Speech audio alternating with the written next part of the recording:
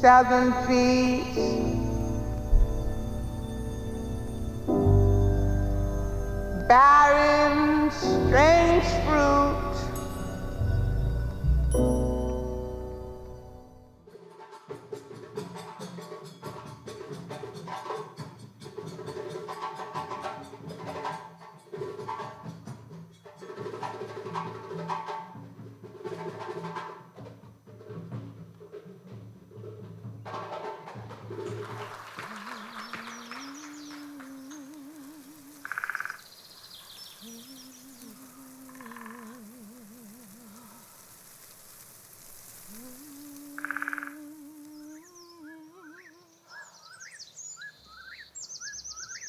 We never like to call it a play.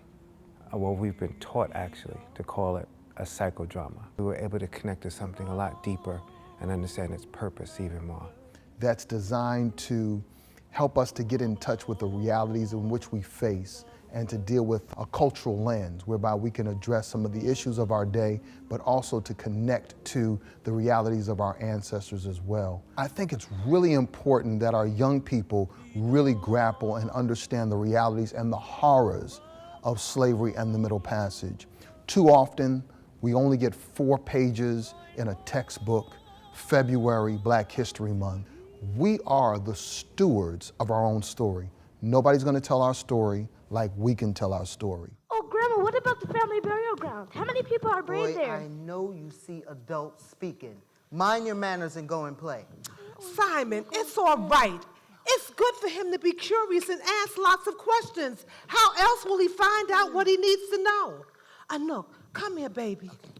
So many of our family lived, worked, and died right here on this land. I don't know how many, child, but even if it was just one, no, you must always honor them no matter what, okay? Most people stop at, we were enslaved. Unfortunately, they don't have a real connection to the motherland, the mother language, the mother connection. And the only way to get through back to that is to go through and navigate ourselves back through the transatlantic slave trade. We have the violence, the drugs, the diabetes, all of these things that plague us today are the result of the slave trade.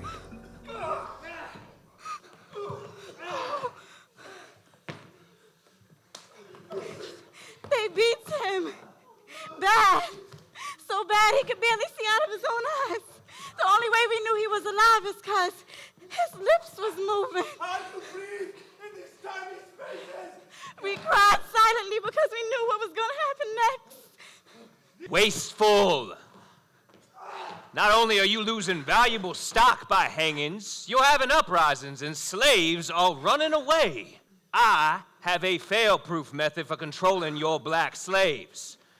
I guarantee each one of you that if installed correctly, it will control your slaves for at least 300 years. I was interviewed by someone not long ago, and they asked me the question, why do we need another Roots? Why do we need another story about slavery? And I said, the reason why we need another one is we've yet to hear the first one and really internalize the meaning. And I know that to be the case because we're still grappling with the value and the virtue of Black life in America. So after people have seen and or experienced MAAFA, the goal is for our folk to be inspired to evolve themselves. Different tribes coming together, all brought together on these death ships, and yet our people survived. What was it that we all had in common? We had a level of faith in God. And too often, we're led to believe that our ancestors or our forebears came to faith in America. No, no, no, no. Our ancestors brought faith in God from the motherland. We're the ones who understood that there is a supreme being. Even in the dramas of slavery, we were still able to hold on to our faith in God. And with the times in which we face, we need a serious faith in God. They pushed us along to get back to work. Oh, while we could hear Africa crying out. God! Where are you? Slavery is the shared legacy and history of all Americans. We oftentimes are told that this is a post-racial society, and it's not. Because if it was, then we would not have to discuss Black Lives Matter. And so until we deal with that, there's no possible way that we can move to authentic reconciliation unless we begin with authentic truth. We're not leaving. This is our home. These grounds are saturated with the blood of ancestors long forgotten. It is through the agony of their despair that we exist. They knew not who we would be, but would continually fight on our behalf, giving new birth to warriors for every battle, living through hell so that we could prevail. To not acknowledge them would undermine the magnitude of their sacrifices. We must love them enough to heal ourselves and to finally lay waste to the vestiges of our MAAFA.